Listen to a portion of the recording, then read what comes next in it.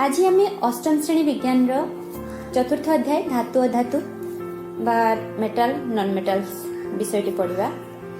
तो प्रथमे आम जानिबा जो पृथ्वी पृष्ठ रे जतिकटी मौलिक रही दुई भाग में विभक्त करा जायछि, जहाला धातु एवं अधातु एवं ता सहित उपधातु रही जहा पाखरे धातव एवं अधातव दुईटीर गुण प्रदर्शित होता है ताहाको उपधातु कहा जाउछि। एवं आज पर्यंत जेतिकटी मौलिक आमर आविष्कृत होइछि सेथिरु सर्वाधिक साधारणतः मौलिक माटी रही एवं किछि खूब कम मौलिक जहाँकि जल वायु रे मिलिथांती एवं बेसी परिमाण मौलिक कठिन अवस्था मिलिथांती एवं कम संख्यक मौलिक गैसीय अवस्था एवं मात्र 4टी मौलिक जहाँ अच्छी जहाँकि तरल अवस्था मिलिथांती एवं मुक्त अवस्था खूब कम मौलिक भी प्रकृति उपलब्ध होती। सबु साधारणतः यौगिक अवस्था ही मौलिक माने प्रकृति में उपलब्ध होती। आउ जहाँ मौलिक रहिला जहाँकि आम विज्ञान कार्य प्रस्तुत होछि। तो ता सहित मिश्र धातु रही जमीक धातु अधातु किंबा उपधातु विभिन्न अनुपात रे मिसई जो धातु प्रस्तुत होछि ताहाको मिश्र धातु बोली कहाउछि। एवं आज आमे जानिबा धातु र किछि उदाहरण अधातुर किछि उदाहरण ता सहित धातुर भौतिक धर्म विषय रे। तो धातुर जदि आमे उदाहरण नबा जेमिति लुहा सुना रूपा तंबा टीन दस्ता पारद एल्युमिनियम एवं अधातुर जदि आमे उदाहरण नबा जेमिति कि कार्बन सल्फर फॉस्फोरस आयोडीन आदि। तो साधारणतः आमे जो पदार्थ रही तार दुईटी धर्म रही मुख्यतः प्रथमटी है भौतिक धर्म द्वितीयटी है रासायनिक धर्म। तो आमे सबु किछि तो जानिबा धातुर भौतिक धर्म अधातुर भौतिक धर्म धातुर रासायनिक धर्म अधातुर रासायनिक धर्म। तो प्रथमे आज आमे जानिबा धातुर भौतिक धर्म विषय रे।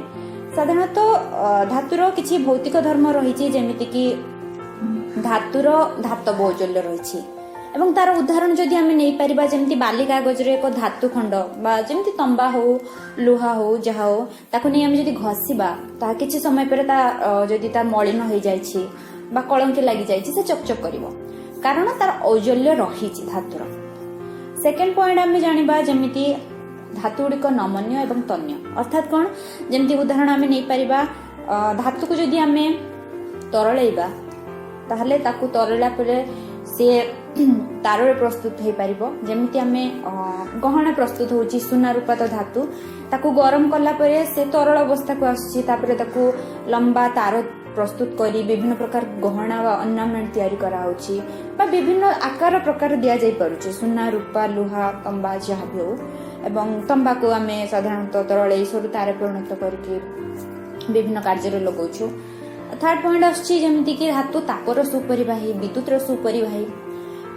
तो जेमिति आमे उदाहरण नबा जेमिति आमे रोसे कला बेले लुहा पिठा खड़िका जदि व्यवहार करूछु रोसे कार्य रे ता किछि समय रोसे कला परे तार प्रथम धार रु शेष धार पर्यंत ताप सुपरिवाहित हो जाउछि कारण कोन ता धातु एवं ता तापर सुपरिवाही अटे।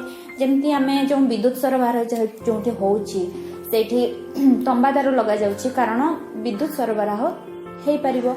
आउ तत्सहित आमे विभिन्न प्रकार जेमती जदि आमे काठरे पिठा खड़िका जदि आमे रोषेई करिबा तो ताहले ताप सुपरिवहन हो नाही कारण सेटा अधातु तेणु जो स्टील लुहा बा पितल जहाँ भी आमे व्यवहार करूछु रोषेई कार्य ता शीघ्र ताती जाए कारण धातु तापर सुपरिवाही।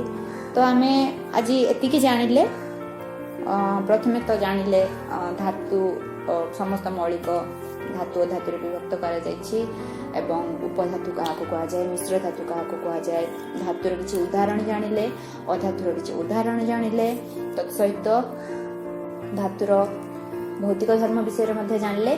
तबे आमे नेक्स्ट क्लास रे गले आमे पढिबो धातुर रासायनिक धर्म धातु अधातुर भौतिक धर्म अधातुर रासायनिक धर्म। आज पे एतिके।